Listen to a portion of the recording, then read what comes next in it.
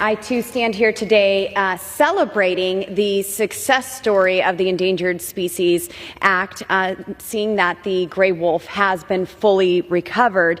I also stand today, Mr. Speaker, in defense of our farmers and our ranchers, just like the Farrell family in Grand County, Colorado, who has lost up to 5 of their cattle in a 10-day span in Colorado from wolves attacking their ranch in Grand County. In my home state of Colorado, out-of-touch Denver and Boulder leftists voted to reintroduce gray wolves. Since then, 10 wolves were reintroduced in December, and 8 have confirmed wolf livestock depredations and 6 separate incidents involving wolf attacks in Colorado just this month. My Trust the Science Act delists the gray wolf from the federal endangered species lists and returns the issue of the wolf management to states and tribal wildlife agencies. Again, a success story that we should be celebrating here today. You know, Lauren Boebert drafting the Trust the Science Act definitely wasn't on my 2024 bingo card. Rather than celebrate the 50th anniversary of the Endangered Species Act and the many species our nation's most successful conservation legislation has saved, House Republicans have relentlessly targeted the ESA and the wildlife it has protected. As co-chair of the Congressional Endangered Species Caucus, I'm deeply concerned about how House Republicans have proposed to weaken this popular bipartisan framework that preserves our nation's rich biodiversity. Today's scheme, a bill comically and ironically named Trust the Science Act, ignores what scientists are actually recommending to preserve the gray wolf iconic species and allow them to reach adequate recovery. The protections of the ESA have allowed gray wolf populations across the country to stabilize and regain strength.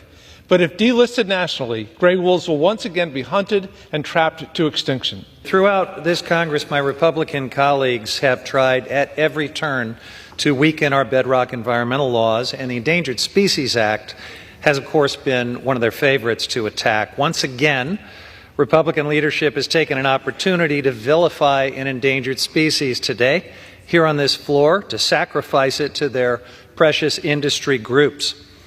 Guns, oil, and polluters. That has come to be what the GOP stands for, at least in this Congress. Last summer, they rushed to the House floor with bills to increase the extinction risk of the lesser prairie chicken and the northern long-eared bat. Today, it is the iconic gray wolf. Do my Republican friends truly have nothing better to do with their time, with the time of this body? We should be working on issues that make a difference to everyday life in America. But this Congress has been mostly about Republicans fighting with each other in a circular firing squad, and the only time they seem to take a break from that is when they want to do something to enrich the wealthiest Americans, harm the environment, or now to kill wolves.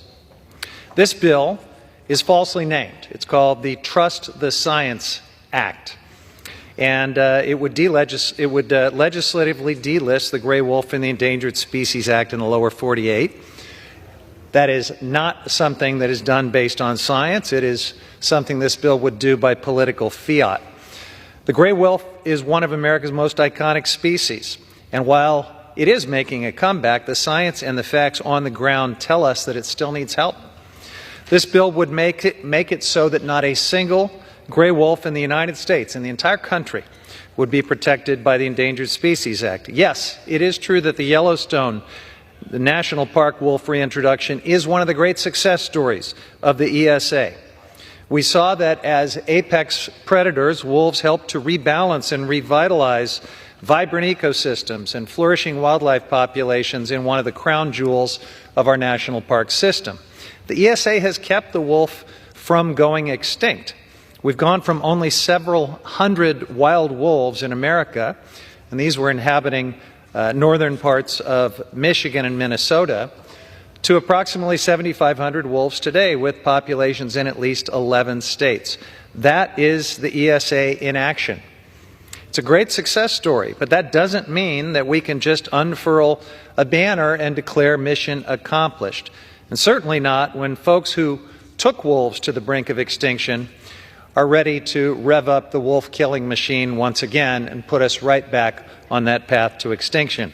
Honestly, the Republican Party is one of the most predictable organizations on the entire planet. You know, the only thing they're ever talking about is cutting taxes and deregulating things. But of course, tax cuts for corporations and the wealthy and deregulating industries so that your water and your food is poisoned. Obviously, that doesn't really have much benefit for the everyday working man and woman. But the racism, the homophobia, you know, the fear-mongering about immigrants coming over the southern border, people living in South Dakota. You know, you got Kristi Noem talking about, oh, we got the cartels up here. Like, that's a bit out of the way, don't you think? There's not a lot of people in South Dakota. I think that markets are a bit bigger in places like California, Chicago, New York, pretty much anywhere else that isn't one of the Dakotas. You know, but that's all Republicans have. It's racism, racism, racism, homophobia, tax cuts, deregulation, and stick it to the libs.